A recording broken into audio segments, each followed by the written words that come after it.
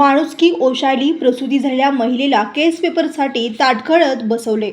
जिल्हा महिला रुग्णालयाचा भोंगळ कारभार. सोलापूर शहरात नव्याने स्थापन झालेल्या महिला व बाल रुग्णालयात माणुसकीला काळिमा फासणारी घटना घडली आहे. प्रसूती झालेल्या महिलेला ताटकळत बाहेर बसवले. संबंधित महिलेला वेदना होत होत्या, तरीही रुग्णालयातील कर्मचाऱ्यांनी केस पेपर काढून आणा तरच तुमचं पुढील उपचार केलं जाईल असे उत्तर मिळाल्याने प्रसूती झालेल्या महिलेला वेदना सहन करत रुग्णालयाच्या बाहेर बसावे लागले. महिला रुग्णालयाच्या नातेवाईकांनी माहिती देताना रुग्णालयातील कर्मचाऱ्यांवर गंभीर आरोप केले. उमा महेश राहणार माढी, तालुका उत्तर सोलापूर या उपचाराकरिता आल्या असता पहिल्या दिवसापासून सहाय्यक मेटर्न दीपाली गोरे यांनी सांगितलंय, तुमच्या रुग्णाची सिझेरियन करावे लागेल, पैसे द्यावे लागतील. फक्त पैशासाठी पेशंटला ताटकळत ठेवण्यात आले. महिला रुग्णालयातील कर्मचाऱ्यांनी रुग्णाच्या नातेवाईकांना वारंवार पैशाची मागणी केली. पैसे कमी दिल्यामुळे रुग्णांकडे म्हणावे असे लक्ष देण्यात आले नाही. हेतुपूर्वक त्रास देण्यात आला. अशा सहाय्यक मेटर्नवर तात्काळ निलंबनाची कारवाई करण्यात यावी, ही वीरभद्र महिला मंडळ संघटनेची मागणी आहे. गुरुनानक चौक येथील महिला व बाळ रुग्णालय नेहमी चर्चेत असते.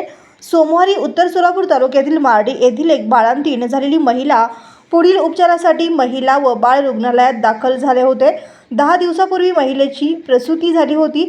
सिझेरियन झाल्याने महिलेच्या पोटाला टाके होते. टाके काढण्यासाठी आलेल्या महिलेला रांगेत उभारून केस पेपर काढण्याची सक्ती करण्यात आली.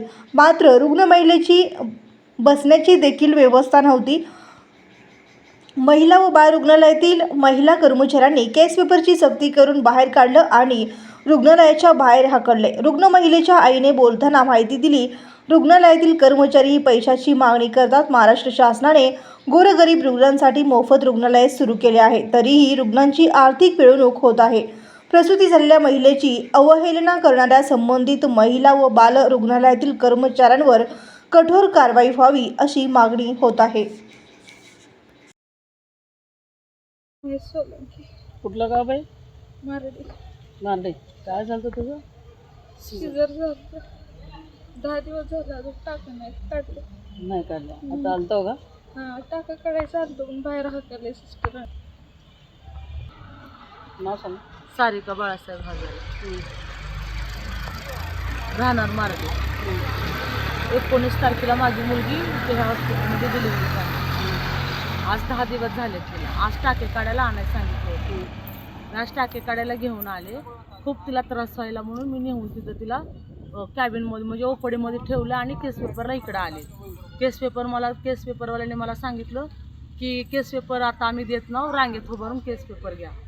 मी त्यांना म्हणले की माझं बाळ माझ्या बाळाला खूप त्रास झाला सर, मला एकच केस पेपर द्या प्लीज, केस पेपर द्या.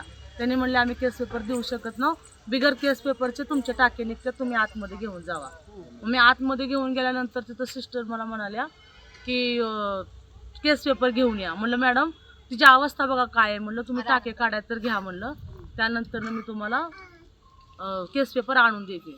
ठीक आहे, मग केस पेपरला तुम्हाला वेळ नाही तर 1000 रुपये भरा आणि मग तुमचे टाके काढतो, नसेल तर तुमची मुलगी घेऊन बाहेर निघून जावा. म्हणून तिथनं आम्हाला हाकलून लावलं. आम्ही येऊन इथं 2 तास झाला आम्ही इथे येऊन झाडाखाली वाट कोण हाकलून लावलं? त्या आहेत मॅडम, मी दाखवते, मला त्यांची नावं माहीत नाहीत. आणि एक मेन म्हणजे जे आहे ना, डिलिव्हरी झाल्यानंतर ज्या मॅडमला त्रास दिला ती आहे बघा दीपाली गोरे. तिनं पण मला वारंवार पैशाची मागणी केली. मुलगा झालाय, नातू झालाय, काहीतरी खुशी देते का नाही. मग त्याच्याबद्दल जर हे आमचा असा छळ करत असतील तर हे आम्हाला माहिती नाही.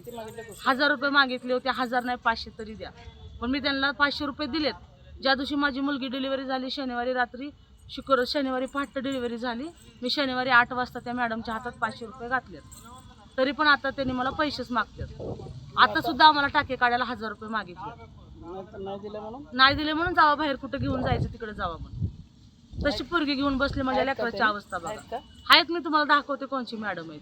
पैसे घेतल्यात, कोण म्हणते मॅडम पैसे घेतल्यात? मी डिलिव्हरी झाल्यावर 5,500 रुपये वाटप केली आहे. आता स्टाफनं माझ्याकडे पैसे घेतले. 5,500 बाहेर शिजर होते. मग माझ्या लेकराचं बाहेर शिजर झालं असतं. त्या दवाखान्यात जर पैसे लागायचे तर 5,500 तुम्ही कुणाला दिलं? मी नावं सांगते सगळ्याला उभा करते. 5,500 जर दिला तर ह्या दवाखान्यात गरज नाही ना. मुलगा झाला म्हणून माझ्याकडून वाटेल तेवढा पैसा घेतला लोकांनी. आता आले, आता घेऊन चालल्यात. 3 तास झालं काय मी बाहेर बसले.